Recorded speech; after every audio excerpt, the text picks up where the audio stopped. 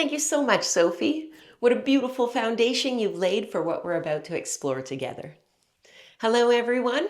My name is Erin Jacob, and I'm a certified yoga therapist through the International Association of Yoga Therapy, which is the only accrediting body that officially regulates the clinical practice of yoga therapy.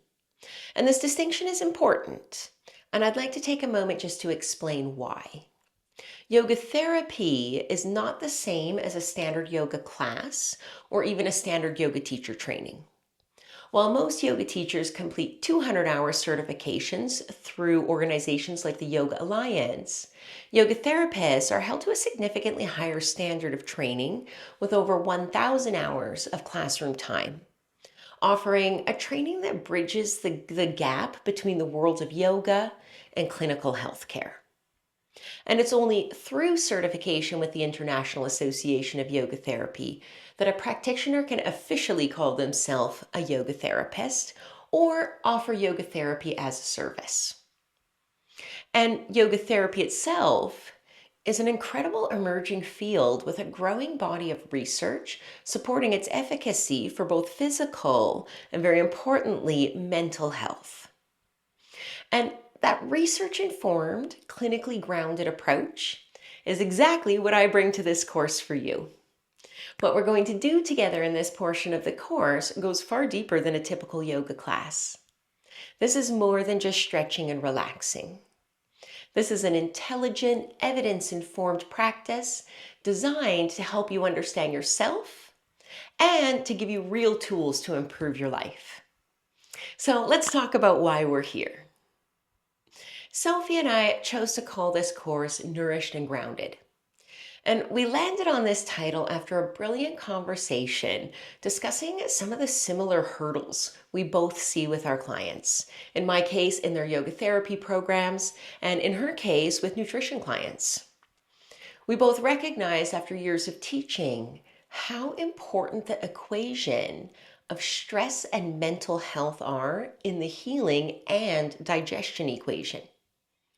We recognized how emotional attachments, trauma, and chronic stress affect the way we eat and the way we feel. They're really two sides of the same coin. And when most people think of the word nourishment, they tend to think only of food. They think about what's on their plate and what they put in their mouth. And yes, the kind of food we choose to eat absolutely matters. Nutrition is an incredibly important element of our health, and the information Sophie will share with you in this course will give you a new understanding of why. But I would also like to expand your idea of what the word nourishment really means. To be truly nourished means to be fed on every level. It means a body that is fueled well, a nervous system that feels safe and operates from a place of connection instead of fear, a mind that is balanced and has the tools to navigate difficulty without being consumed by it, and also an emotional life that has room to breathe. True nourishment is an expression of the holistic experience of wellness that happens when all of our body systems are operating harmoniously together. How our mind, body, and nervous system interact with each other, with our food, and with the world is a process that cannot fully be understood by looking at each of these elements in isolation. What you eat affects how you feel. What you feel affects how you digest your food, how well you breathe, and how well you move. All of these things affect your nervous system, and your nervous system, in turn, affects absolutely everything. We're not a collection of separate parts. We are one whole, infinitely complex human experience, and this course honors that wholeness. This is what Nourished is all about. Now, I'd like to talk about mental health and becoming grounded, because it is at the very center of my portion of this course, and because I think it deserves more than the brief mention it often receives. Mental health is not a luxury. And it's also not a personality trait, like being called weak, lazy, or oversensitive. Mental health is not something that happens solely in your head. Our mental health represents the way we perceive ourselves, the world, and our place and purpose within them. It is fundamental to our overall well-being because it shapes how we experience our days, how we relate to the people we love, how we show up in our work, how we handle challenges, and how we recover when life knocks us down. And here's what the science is now making increasingly clear. Mental health is not separate from our physiology. It's not just happening in our minds, it's happening in our bodies. It lives in our nervous system. It runs through our cells. It shows up in our posture and movement, in the way we breathe, how we digest our food, in our immune function, and in our efficiency and capacity to heal. This mind-body connection is not a new age concept. It's biology. It's your biology. And the more we understand it, the more empowered we become. Now, the branch of our nervous system most important in this conversation is the autonomic nervous system. The part of your nervous system that operates kind of largely below the level of conscious awareness. It regulates your heart rate, your breathing, your digestion, your immune response, and critically, your stress response. It is constantly scanning your environment, inside and outside your body, and making rapid, largely unconscious decisions about whether you're safe or in danger. And based on those assessments, it shifts your physiology accordingly. For a long time, we were taught that the autonomic nervous system had essentially two settings. You've probably heard of them: fight or flight, the sympathetic nervous system, that activation and mobilizes your body for action in the face of a threat, to move towards and fight or move away and run. And then the other division was called the rest and digest mode, the parasympathetic response that allows your body to slow down, recover, and restore. On and off, black or white, two options was all the old system offered. And for decades, that two-part model was considered to be the full picture. But life, stress, and our emotional experience are not binary. And as it turns out, neither is our nervous system. Now, the new science, which is revolutionizing our understanding of the nervous system, is called Polyvagal Theory. And it was developed by neuroscientist Dr. Stephen Porges. And I wouldn't say that it discredits or disproves the older model, the kind of more black and white understanding, but instead it builds upon the previous knowledge and unravels new textures and questions left unexplained by the earlier science. Basically, polyvagal theory offers a new lens through which to understand the detailed workings of our nervous system. It's more nuanced and offers a more useful roadmap to how things actually work and why we respond to life the way we do. Although it is still just a well-backed theory and may not yet represent the full magic and complexity of the human nervous system, the framework it has offered to the field of mental health services has proven to be one of the most valuable tools in helping people repattern and make sustainable improvements in their mental and physical health.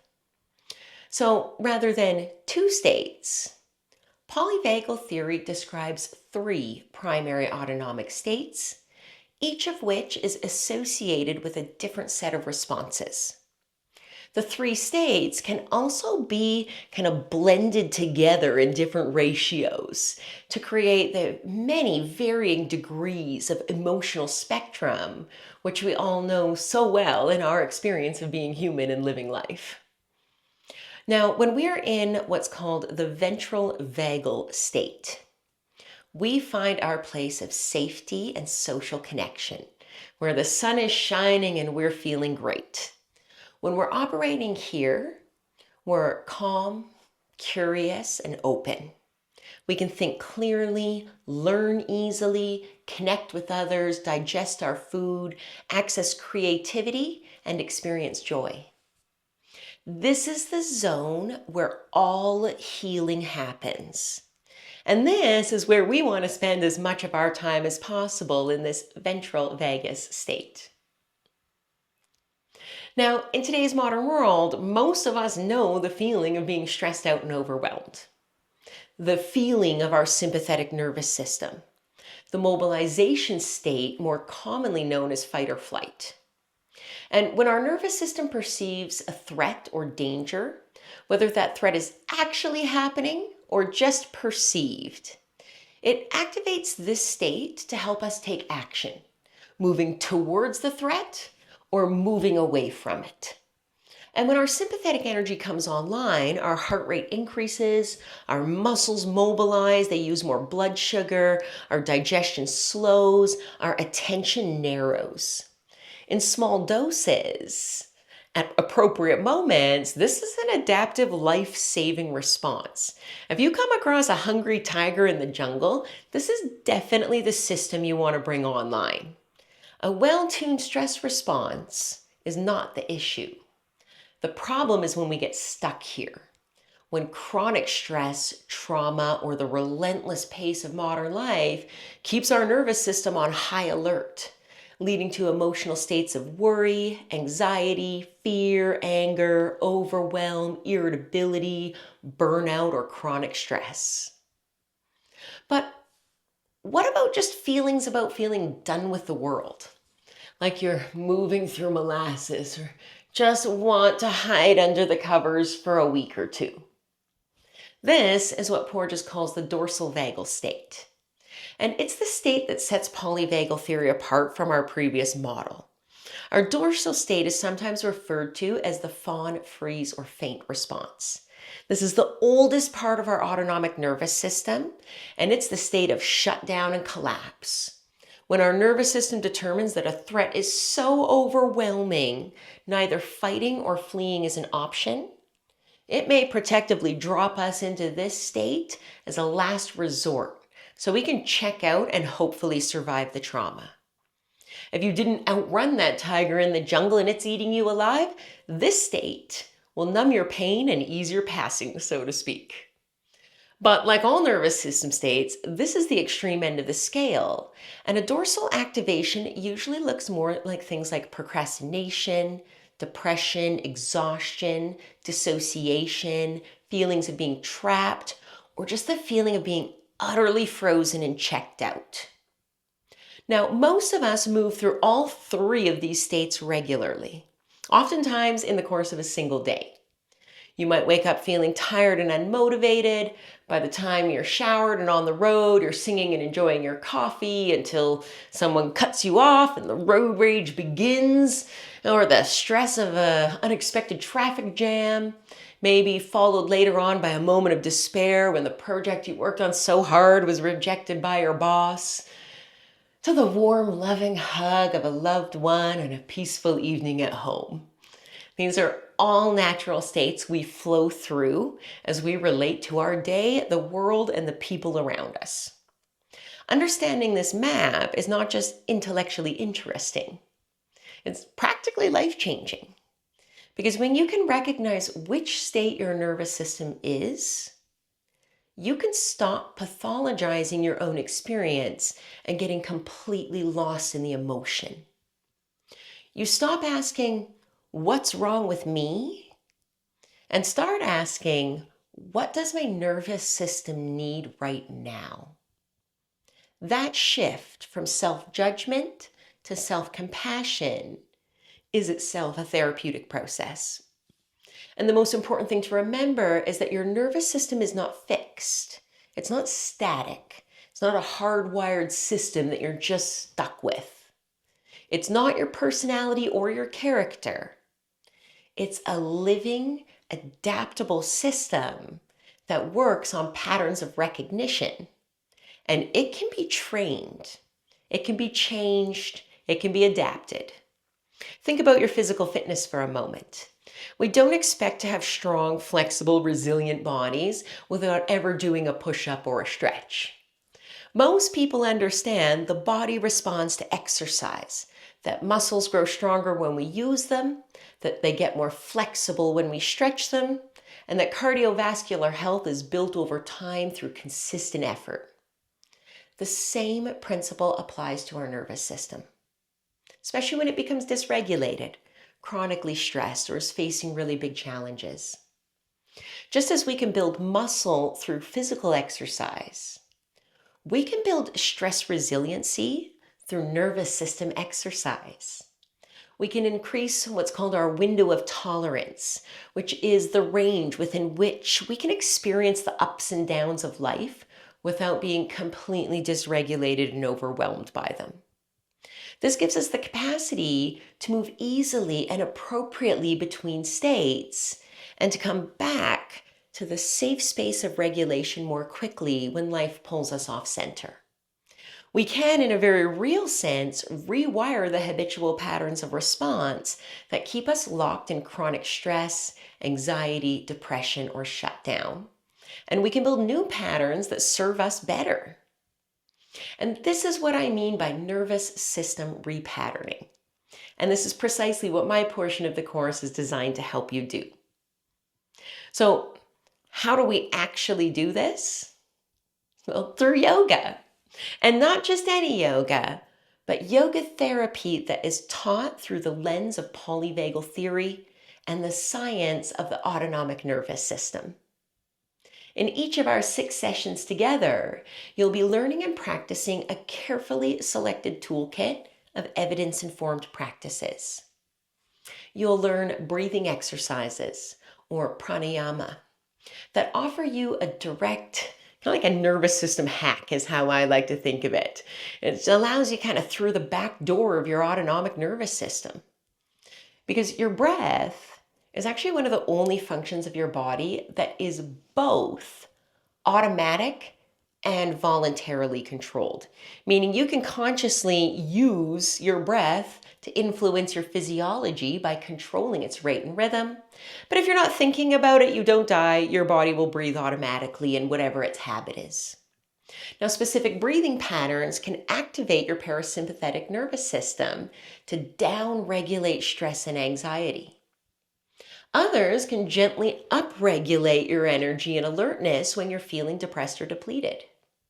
Your breath is like a built-in remote control for your nervous system, and you will learn exactly how to use it. Through the use of yoga postures, our asana, and sequences, you will learn to move energy through your body, to boost your metabolism, improve your strength, flexibility, and confidence, and will learn to help discharge stored tension and stress from your body. Importantly, all movement in this course is accessible and offered with multiple variations. Maybe you approach your practice from the comfort or support of a chair. Maybe you prefer gentle and restorative movement options. Or maybe you're ready for something a little bit more vigorous and energizing. There's a safe version for everyone here. After all, learning to make healthy choices that meet your needs is part of the process of personal liberation. This course meets you where you're at and supports you in progressing safely and sustainably at your own pace. Now, we'll also explore together the wonderful world of vagal toning exercises. These are specific practices designed to stimulate and strengthen your vagus nerve, which is the primary neural pathway of your entire autonomic nervous system. The vagus nerve begins at your brainstem, connecting your inner ear and facial expression muscles with your heart, traveling down through your lungs, your digestive organs, and really most of your other organs too. Toning your vagus nerve is one of the most powerful things you can do to support regulation, resiliency, and overall well-being. It teaches us to come back to that calm center. Then, to finish each class, we'll develop a mindfulness practice, not just as something you do on your mat, but as a living skill that you can carry with you into every area of your life. Because the real goal of everything we do in this course is not to feel good during class and then fall apart the moment you close your laptop. The real goal is integration and the ability to use these tools in real time during the moments you need them the most. So you can find your breath and composure in a stressful meeting. So that you can stop doom scrolling and start that project you've been putting off. So that you can recognize when your nervous system is dysregulated and know what to do about it. A well-regulated nervous system allows you to bring your peace with you everywhere you go. That is healthy living, and that is entirely possible for us all. So let me give you a sense of what to expect on the journey we'll take together across these 6 sessions. In class 1, we'll begin with learning the importance of personal choice, freedom, and empowerment through mindful living and eating. This sets the foundation for the entire course and allows us to explore how awareness and intention shape every choice we make. In class 2, we'll dive into the science of Polyvagal Theory and the anatomy of the nervous system, learning the mechanisms through which our mental health shapes our physical health. This understanding will give you the intellectual framework that will inform everything that follows and will provide context to the experiential process these holistic healing modalities offer. In class 3, we effectively learn to become our own architect, witnessing and rewiring the self, beginning to identify the patterns and habits your nervous system has been running on autopilot, and learning how to consciously reshape them. We learn to listen in new ways, without judgment, and from a place of safety and compassion.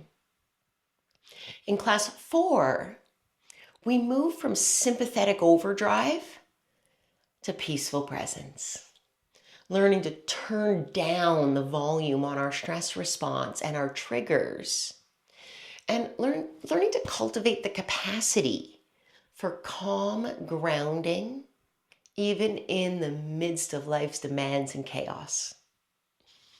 In class 5, we shift from dorsal collapse to ventral vitality, learning how to gently turn the volume back up when we've been feeling stuck, flat, depleted, or disconnected, and rediscovering our energy, motivation, and purpose. One of the most common misconceptions I often hear from students and clinicians alike is in the terming of anxiety and depression as part of the same problem, thus requiring the same treatment. And this couldn't be further from the truth. And treating depression as if it was anxiety is likely to take you further down the rabbit hole than back out of it. This class will help you distinguish the difference between the two and choose your treatment appropriately. In class 6, we'll bring it all together with integration practices that create coherence and coordination, weaving the threads of everything we've explored into a unified, sustainable practice that is yours to keep. Integration is another concept that bridges the gap between the realm of mental and physical. And learning to coordinate and integrate different areas of our brain is actually really fun. We usually have some of the best laughs in the whole course during these integration exercises. Now, each of these classes builds on the one before it. In each session, you'll go a little bit deeper. And by the end of this course, my hope is that you'll walk away not just with information, but with a genuinely different relationship with yourself, with your body, your breath, your nervous system, and your own inner wisdom and freedom. Nourished and Grounded is a vision for what is possible when we take care of ourselves, truly, wholly on every level. When we feed our bodies well. When we understand and support our nervous system. When we move with intention and breathe with awareness. When we stop fighting ourselves and learn to start working with ourselves. You deserve to feel nourished in every sense of that word. So right now, we're going to step out of the technical presentation for a few minutes and give you a real live taste of what this course has to offer. Now, don't worry, we're not going to do anything crazy. You don't need to go get changed or find a yoga mat or anything like that. We'll save that stuff for the course. Today, we'll explore a simple breathing exercise together, followed by a couple of gentle movements and an integration exercise. So you can begin to feel firsthand what it means to work with your nervous system rather than against it. So go ahead and find a comfortable seated position. It can be in a chair, on the floor, however feels comfortable for you. Just a position where you feel you can sit up tall and lengthen your spine. And we're going to begin with a breathing exercise called ratio breathing.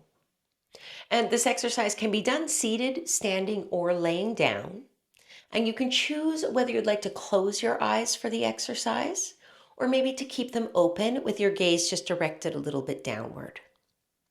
The goal in this exercise is to exhale longer than you inhale. So start by just breathing naturally and counting how many seconds it takes you to inhale naturally, and then how many seconds it takes you naturally to exhale. They might not be balanced, and that's absolutely okay. Now we'll start to just slowly lengthen the exhale to be a longer count than the inhale.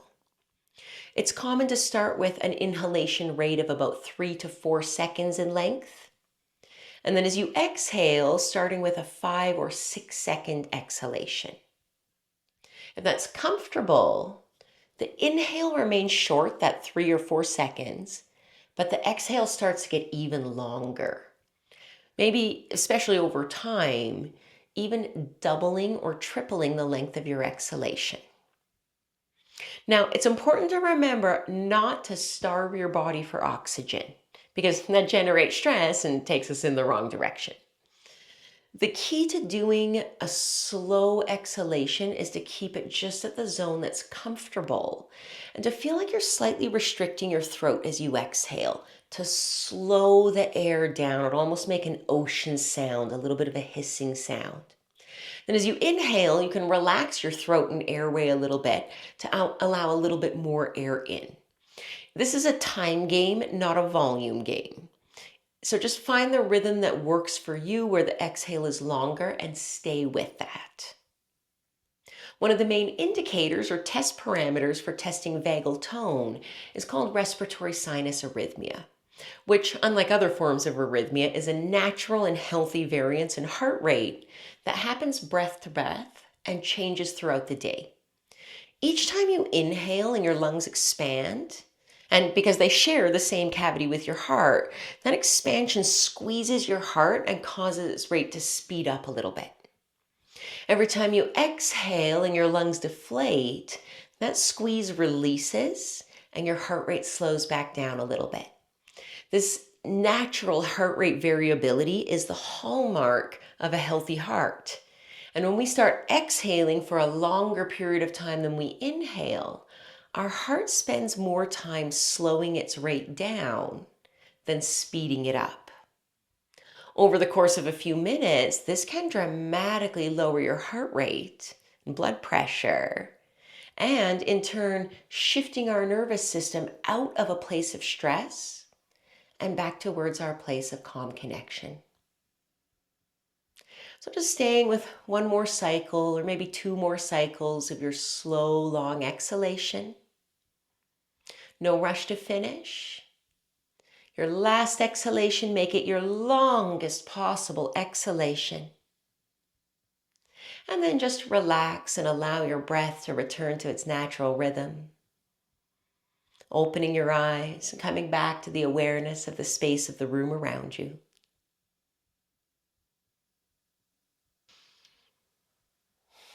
Now that we've calmed our nervous system down with some ratio breathing, we'll do some simple but highly beneficial movement for your whole body, but particularly for your central nervous system's home, for your spine. A lot of your nervous system lives inside your spine. The health of your spine is absolutely paramount to the health of your nervous system because it both protects and moves your central nervous system around. And your spine, really, above all else, it's a balance-seeking structure. It uses 6 distinct directions of movement, which we can combine to create every complex movement pattern known to mankind. If all 6 directions of the spine are perfectly balanced and mobile, we see a nervous system which is unimpinged and able to do its job with ease. Imbalances or restrictions in these directions lead to spinal restrictions that cause degeneration, damage, and eventually pain.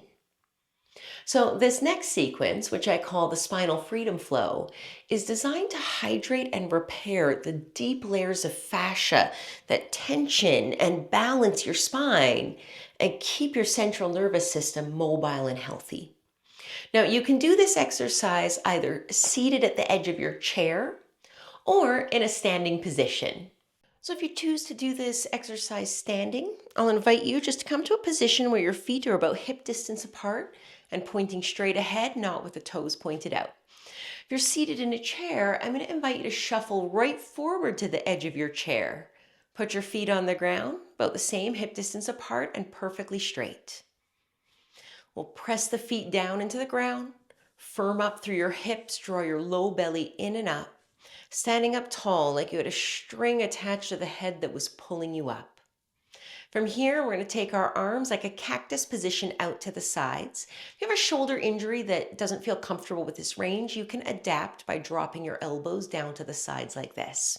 And we're just going to start a gentle rotation from side to side. Starting slow and just feeling that your gaze is turning around the back wall with you as your arm swings around. Keep your core nice and strong. We're trying not to swing just the hips here. Think about keeping your hips nice and still and trying to allow most of that rotation to happen from your hips and your shoulders. It's not a robotic action. It's not a really tight, stiff kind of thing. It's loose. It's a swing like you're just reaching your back arm back. If it's tender, this area is a little restricted, go slow, small movements. As it feels comfortable, you can add a little speed, a little momentum, really start to reach the back arm back, maybe spinning your head a little faster. Start to slow it down again. Release your arms, let them swing loosely from side to side a few times.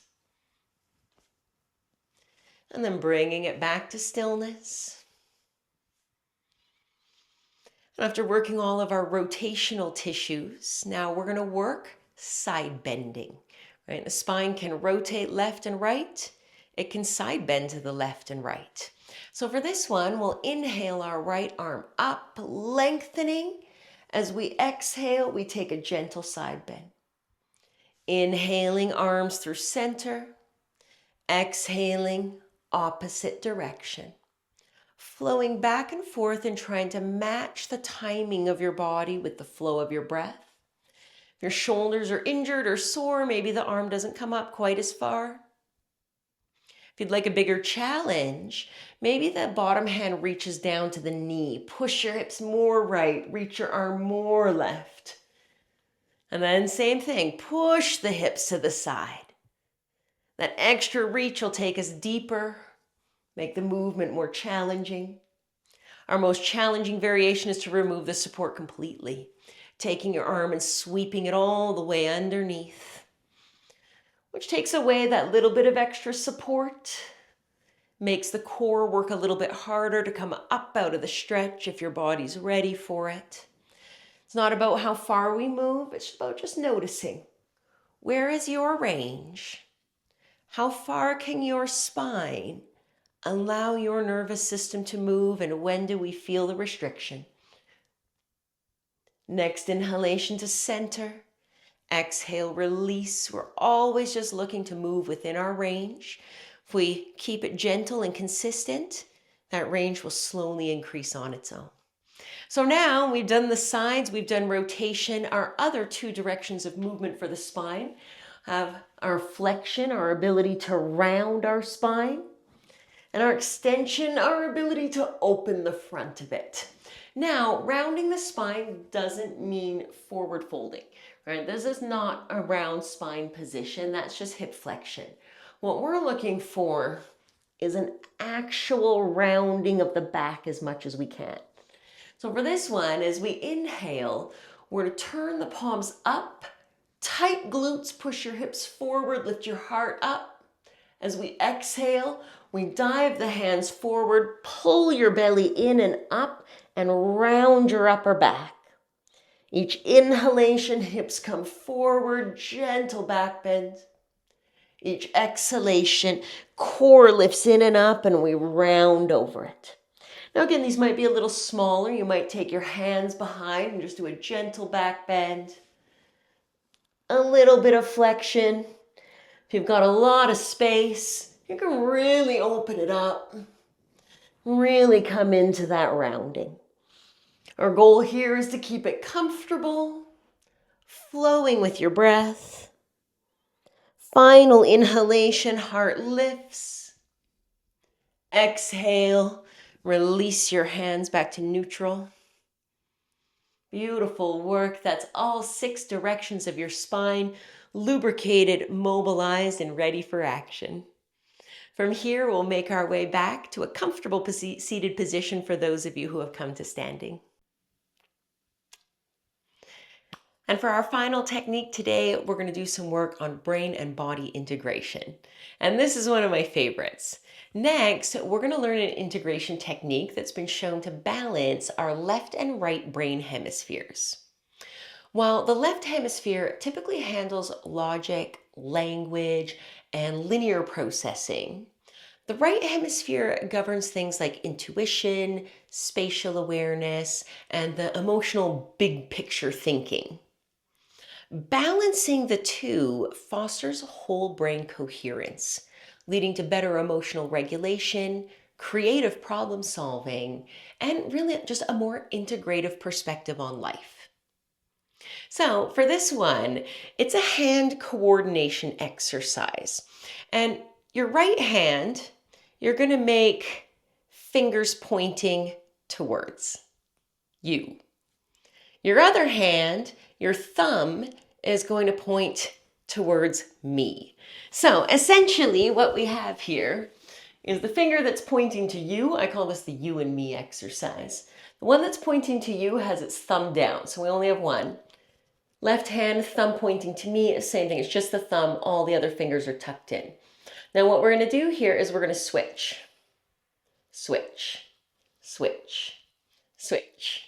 It might feel hard at first, and make sure where most people mess up is they keep their thumb up like a gun instead of pointing at you. It's thumb down, switch, switch, finger and thumb, you and me, and you don't mess that one up. Always a lot of fun. I got it slow, but boy, the speed is a challenge. So take a moment to try that. Thumb to finger, me to you to me, back and forth. Simple exercises like this take an incredible amount of brain coordination. They help to balance the two hemispheres. And in real time, they give us that extra integration, that extra coherence, and that extra coordination in life. Let it rest. Have some fun with it. I imagine many of you will be walking around this week just giving this a try. And if you mess it up, have some fun. That's okay. One of the best things we can have in life is a good sense of humor. And now, just letting everything you've moved through begin to settle. Finding a comfortable position, whether that's seated, laying down, or simply just being still wherever you are. You might choose to close your eyes or to keep them gently open. Just take a moment to simply feel the effects of your practice, the breathing and movement throughout your body today. Take a moment to feel the weight of your body, the places where you make contact with the floor, the chair, or the earth beneath you. Feeling yourself grounded, connected.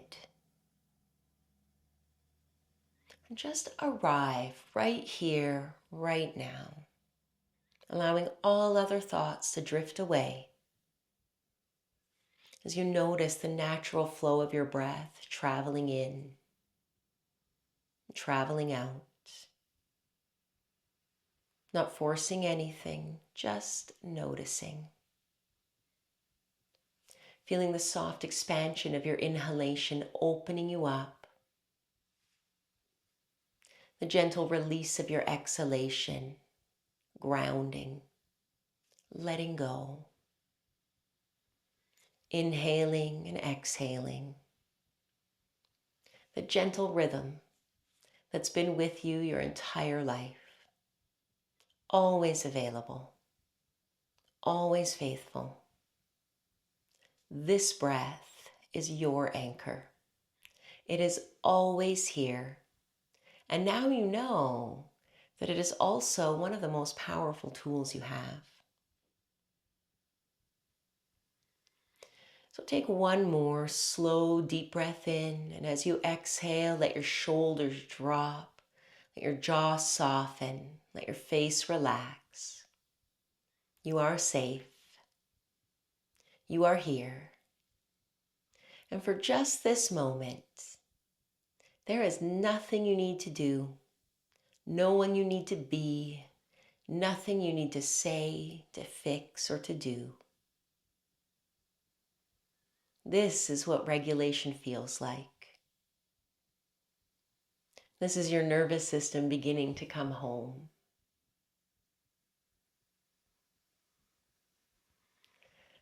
And when you're ready at your own pace, gently opening your eyes, coming back to the awareness of the space around you. And what you just experienced through these movements in this breath and during this moment of stillness is not a technique reserved for yoga studios or wellness retreats. It's a glimpse of what becomes possible when we learn to understand our own nervous system, to listen to our bodies, and to give ourselves permission to slow down long enough to actually feel. And this kind of work matters. It has helped me through the most difficult moments in my life. And I've seen it applied in countless ways to help others navigate their own complex life journeys. And these practices don't just matter for the moments when life feels overwhelming, although it's absolutely there for those matters too. This work matters for the ordinary Tuesday afternoons, for the difficult conversations, for the nights when sleep won't come, or the mornings when getting out of bed just feels like too much. This work is for real life. And the more we practice, the more accessible it becomes until one day it isn't something you do, it's just simply who you are, nourished and grounded. That is the transformation this course is here to support. So on behalf of myself and Sophie, we warmly and wholeheartedly invite you to join us for Nourished and Grounded, a course designed to feed you on every level, to give you the knowledge, the tools, and the lived experience of what it truly means to take care of yourself, body, mind, and nervous system. You've already taken the first step simply by being here, and we would be honored if you decided to continue this journey with us. So thank you from the bottom of our hearts for your time, your presence, and your openness today. We hope to see you in class soon.